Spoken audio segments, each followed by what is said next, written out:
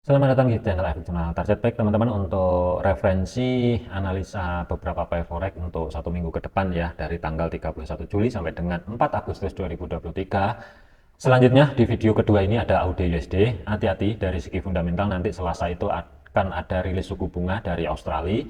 Waspada kalau misalkan kenaikan suku bunga sebesar 25 basis point itu nanti terjadi, kemungkinan AUD ini akan sedikit bergerak ke atas, tetapi yang akan menjadi fokus tentunya nanti adalah 0.6700 sebelum harga kembali ke bawah. Tapi tetap waspada.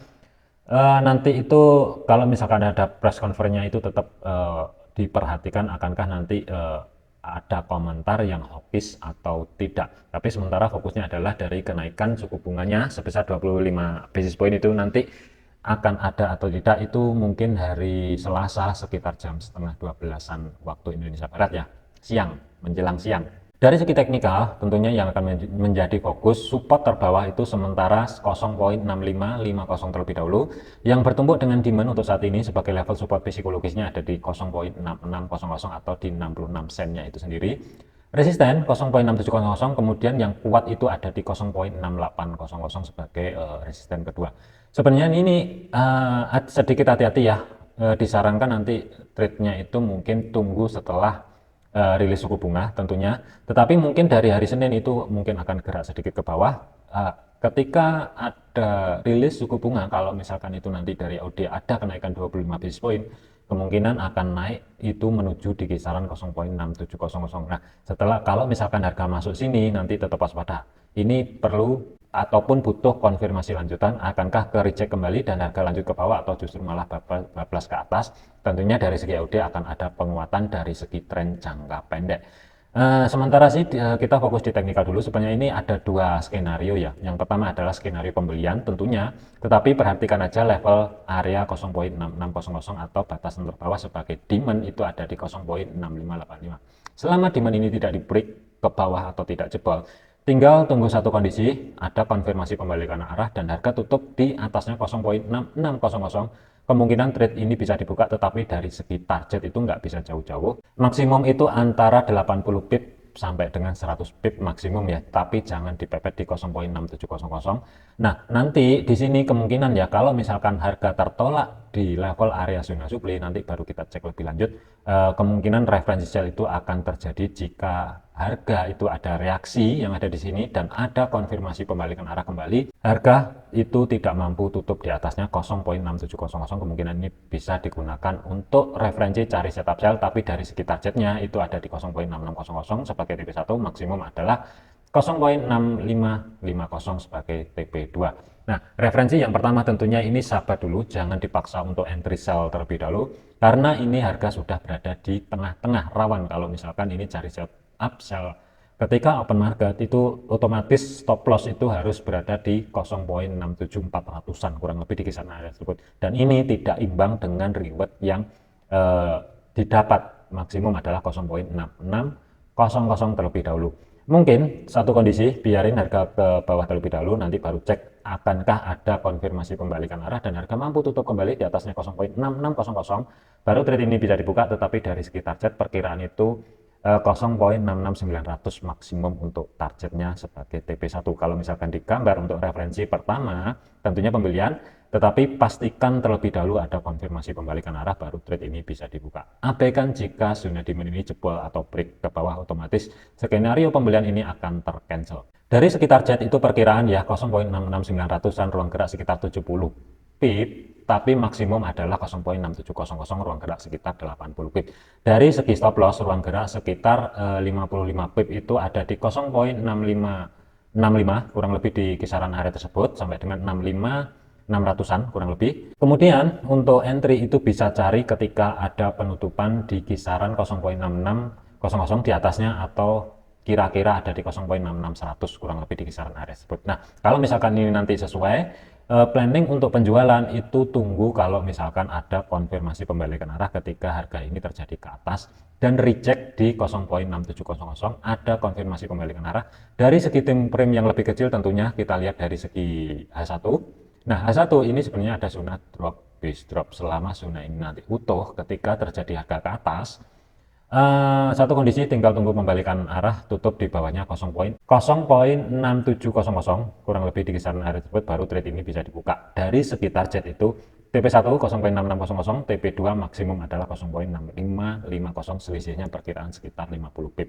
Kalau misalkan di gambar tentunya referensi penjualan mungkin bisa cari di bawahnya 0,66900-an, kurang lebih di kisaran area tersebut. Tetapi dari segi stop loss itu amannya sebenarnya sih ruang gerak sekitar 50 pip itu jatuh di 0,67400-an kurang lebih sebagai batasan stop loss. Dari segi targetnya TP1 ruang gerak sekitar 90 pip, TP2 maksimum itu ruang gerak sekitar 50 pip. Jadi totalnya adalah 140 pip. Oke, ini untuk gambaran untuk Audi USD minggu depan. Selanjutnya adalah USD CAD. USD CAD ini hati-hati ya, dari segi time frame 4 kemarin itu dari tanggal 17 Juli mulai membentuk area sideways dan harga itu tutup ataupun keluar level area sideways itu baru minggu kemarin. Tetapi setelah keluar ke atas ini mampu turun kembali masuk tapi ke reject di level area support sebagai psikologis base levelnya ada di 1.3200 dan harga keluar kembali. Yang akan menjadi fokus tentunya ini kalau mau dijadikan referensi untuk swing tentunya sih sebenarnya sih nggak terlalu masalah. Tetap waspada sebagai level support yang perlu diperhatikan adalah 1.31500 kurang lebih di kisaran area tersebut. Kemudian yang kedua adalah 1.3200. Resisten yang bertemu dengan supply itu ada di kisaran 1.3300. Kemudian 1.3375 maksimum adalah 1.34500. Tetapi untuk pandangan untuk minggu ini mungkin 1.3375 terlebih dahulu sebelum memikirkan target yang lebih jauh yang ada di 1.3450. Nah, ini sih satu kondisi aja. Kalau misalkan nanti itu terjadi koreksi, itu fokusnya adalah 1.3200. Selama harga tidak mampu tutup dan bergerak di bawahnya 1.3200, sebenarnya ini referensinya tetap cari planning untuk setup pembelian. Tetapi nanti di hari Senin pagi saat sesi Asia akankah terjadi koreksi dari segi time frame yang lebih kecil atau tidaknya itu nanti kita cek lebih lanjut. Cuman itu nanti referensi pembelian sebenarnya sih untuk cari setup ataupun entry posisinya sih sebenarnya bebas. Pastikan aja itu cari di atasnya 1.3200 kurang lebih di kisaran area tersebut. Tetapi nanti akan dapat di harga berapa itu nanti itu keputusan di masing-masing. Tapi untuk segi stop loss itu di kisaran 1.31800, ruang gerak sekitar hampir 60 pip.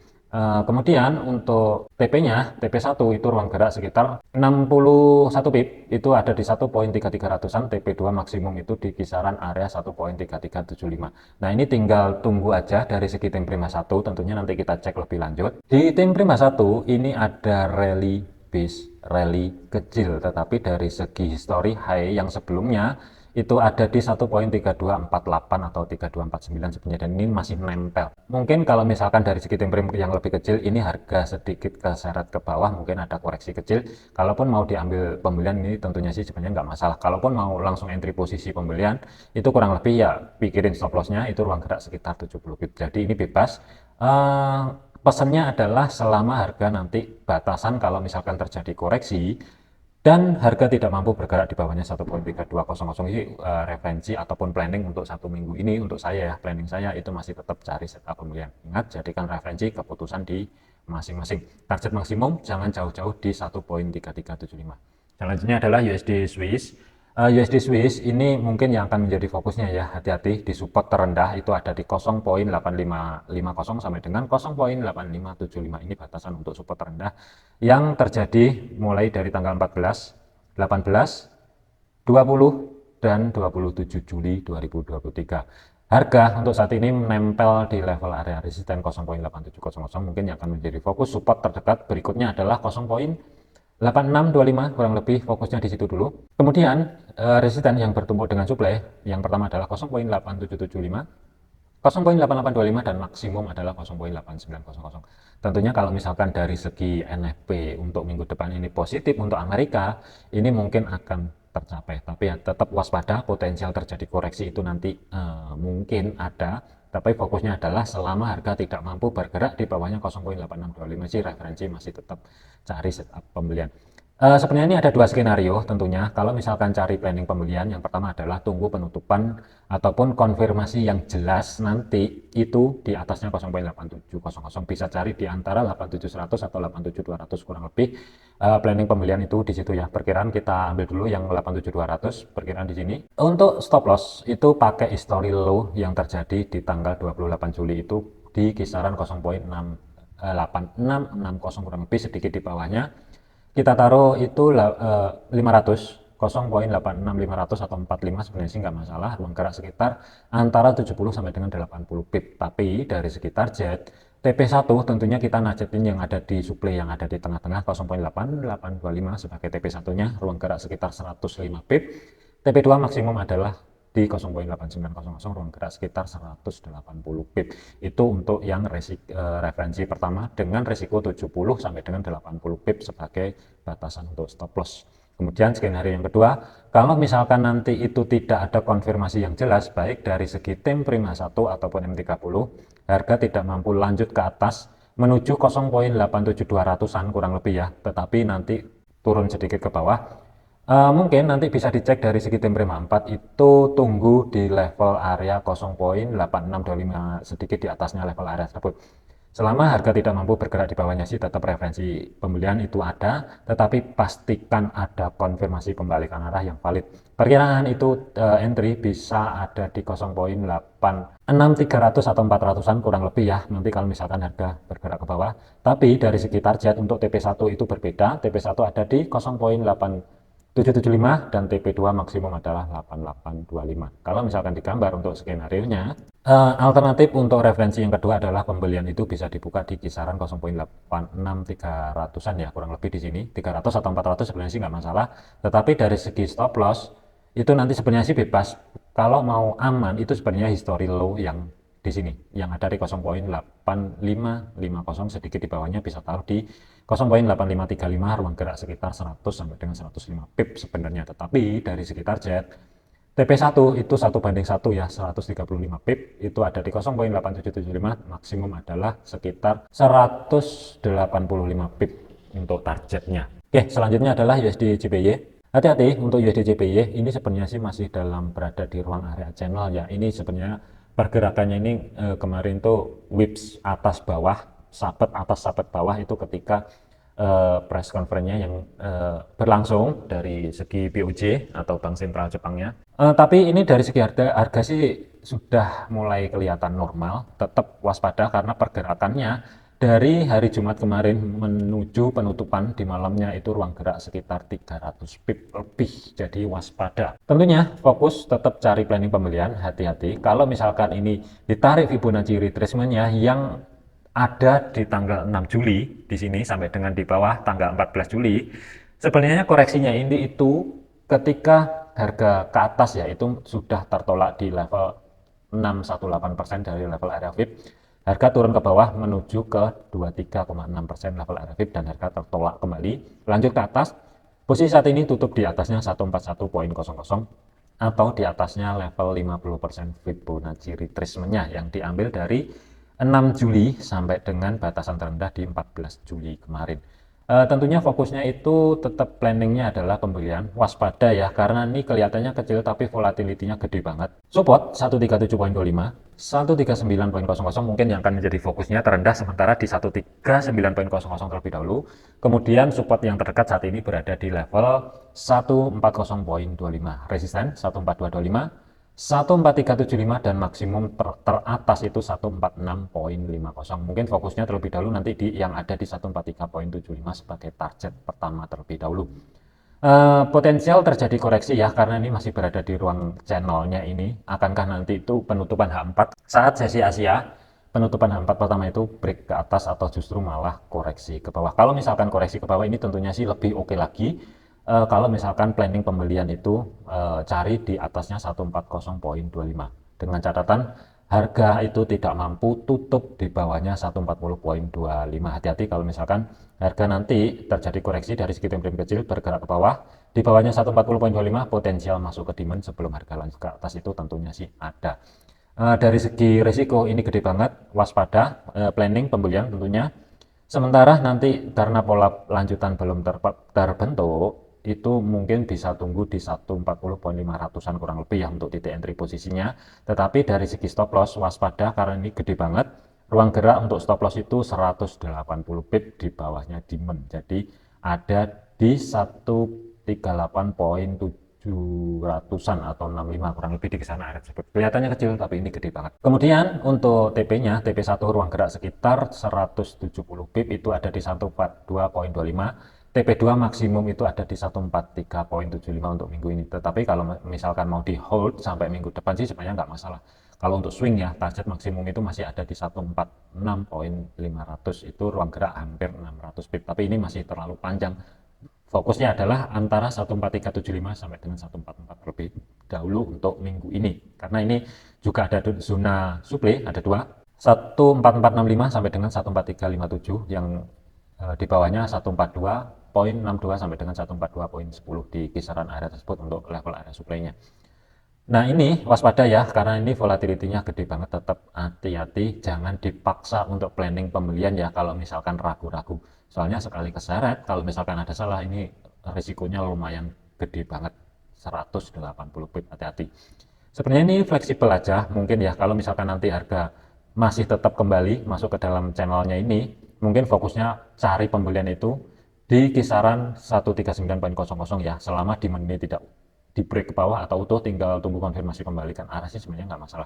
Tetapi selama harga tidak mampu bergerak kembali di bawahnya demand, batasan terbawah itu perkiraan 139.00, referensi tetap cari pembelian. Tentunya ini sebenarnya bisa digeser-geser planningnya ya, nggak harus di 140.300-an atau 500-an di situ, tapi nanti tunggu pola yang terbentuk itu seperti apa, konfirmasi jelas untuk masuk ke market, untuk menentukan planning pembelian itu nanti valid itu seperti apa, nanti kita cek lebih lanjut. Jadi ini ada dua planning. Satu, itu 140.500-an kurang lebih untuk titik entry-nya, atau kalau misalkan ini nanti harga lanjut ke bawah dan tutup di bawahnya 140.25, mending tunggu yang ada di demand di sini. Tentunya dari segi risiko itu bisa sedikit ditekan, perkiraan 130 pip, tapi dari segi targetnya itu lebih besar. Sementara karena belum ada pola yang terbentuk, itu kita taruh yang ada di 140.500 ataupun 600 terlebih dahulu, nggak masalah. GBP-JPY itu dari segi temper 4 ini sama, ruang geraknya itu gede banget ya, volatility terjadi itu dari history low ke high, menjelang penutupan market itu hampir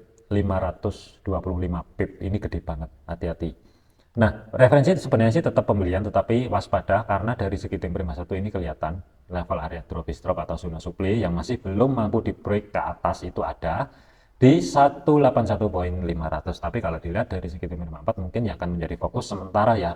Demand 17910 sampai dengan 178.50 sebagai batasan terbawah, support 17975, resisten 18150, 183.50, 185.50 itu support yang tertinggi fokus untuk minggu ini. Potensial terjadi koreksi itu tentunya sih ada, tetapi mungkin ya antara opsinya itu nanti kalau misalkan harga lanjut ke atas dan harga mampu tutup di atasnya 181.500, sebenarnya sih kalau mau entry posisi langsung sih nggak apa-apa, tapi hati-hati dari segi target ini gede banget untuk batasan sebagai risikonya. Stop loss itu perkiraan 180.500, ruang gerak sekitar 120 sampai dengan 125 pip. Jadi hati-hati. Kemudian dari segi target itu ruang gerak sekitar 175 pip ada di 183.500 kurang lebih di situ, dan TP maksimum sih sebenarnya sih nggak masalah kalau mau nargetin untuk swing ya. 185.500 kurang lebih di sini, ruang gerak sekitar 370-an pip. Itu yang skenario yang pertama kalau misalkan harga lanjut ke atas dan tutup di atasnya 181.500. Nah, bagaimana kalau misalkan harga nanti terkoreksi dulu, karena mengingat dari segi tim prima 1 ini juga ada zona supply yang masih dites dan belum break ke atas. Referensi pembelian tentunya itu nanti tunggu, hati-hati ya, jangan buru-buru entry dulu. Ketika harga terkoreksi ke bawah, tapi mungkin yang akan menjadi fokus adalah 179.75. Selama harga tidak mampu bergerak lebih jauh ke dalam di bawahnya 179.75, tentunya planning masih tetap cari pembelian tentunya, tapi dari segi target sih ini disamakan sebenarnya nggak masalah. Maksimum adalah 185.500, tetapi dari segi stop loss lumayan gede. Itu perkiraan kalaupun planningnya ya nanti tinggal tunggu konfirmasi pembalikan arah ketika harga bergerak ke bawah. Key level yang mesti diperhatikan 179.75, nanti tinggal tunggu aja. Mungkin tutup di atasnya 180 baru entry posisi, mungkin nggak masalah sih.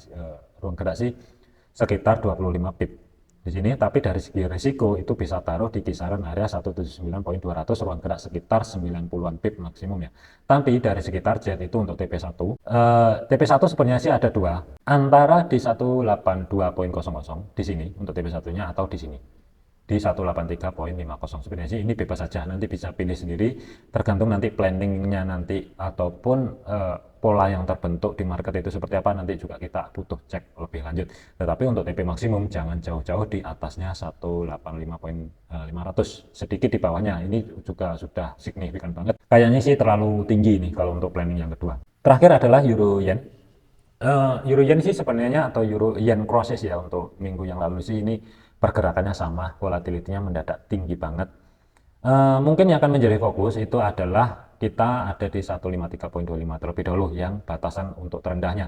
Support yang kedua, yang pertama yang terdekat saat ini 154.50, resisten 15675, 158.00, 159.25 adalah maksimum yang akan menjadi fokusnya. Nah, ini kalau misalkan dicek ya koreksinya, kita ambil dari segi koreksi yang terjadi di tanggal 27 Juli ketika harga turun ke bawah sampai dengan hari Jumat kemarin ya, ketika harga koreksi ke atas itu hampir tidak ada reaksi ya, baik dilihat dari segi time frame H1 pun ini juga nggak ada reaksi, tetapi reaksi itu cuma berada di kisaran 38,2%-nya itu ada sedikit reaksi, tapi harga tidak mampu kembali melanjutkan tren ke bawah, justru malah berbalik ke atas. 50%, 60%, dan 78,6% dari level area VIP ini sudah di break semua. Tetap waspada. Kalau misalkan terjadi koreksi, fokusnya adalah di kisaran 154.500. Mungkin ini oke kalau mau dijadikan planning untuk pembelian tentunya. Untuk segi targetnya itu bisa 1,272%-nya atau 1,618% dari level area VIP ya untuk targetnya. Tapi resikonya juga lumayan gede, ini waspada. Kalau misalkan digambar tentunya planning adalah pembelian, tunggu kalau misalkan terjadi koreksi ke bawah, selama harga tidak mampu tutup di bawahnya 154.500, tinggal tunggu konfirmasi pembalikan arah, entry posisi pembelian sih sebenarnya nggak masalah. Tapi dari segi targetnya TP1 156.75 itu ruang gerak sekitar 200 pip, dan maksimum TP2 nya itu 325 pip, itu ada di 158.00. 159.25 ini untuk alternatif aja kalau misalkan ini nanti ya harga kuat sekali ke atas, itu nanti bisa digeser untuk TP2-nya itu ke atas di 159.25. Tapi sementara fokusnya adalah di sini dulu. Dari segi risiko, ruang gerak sekitar 150 pip itu ada di 153.200-an, antara 150 sampai dengan 160 pip. Jadi hati-hati, ini gede banget. Kemungkinan ya jangan buru-buru entry, waspada potensial terjadinya koreksi, itu aja. Nanti fokus di 154.50 terlebih dahulu, nanti baru kita cek lebih lanjut. Oke, mungkin itu aja beberapa gambaran ya untuk planning saya tentunya untuk minggu ini. Ingat, jadikan video ini sebagai referensi, jangan dijadikan patokan ya. Kemungkinan volatility tinggi itu nanti terjadi mulai hari Kamis sesi Euro atau sekitar jam 3 sore waktu Indonesia Barat, itu mungkinan mulai ramai lagi dan volatility udah mulai tinggi lagi. Tetap waspada. Yen proses ini tentunya risikonya juga masih besar, jadi perhitungkan dulu risikonya sebelum entry posisi. Oke, mungkin itu aja. Ingat, jadikan video ini sebagai referensi, jangan dijadikan sebagai patokan. Segala keputusan risiko ditanggung masing-masing. Sekian dan terima kasih.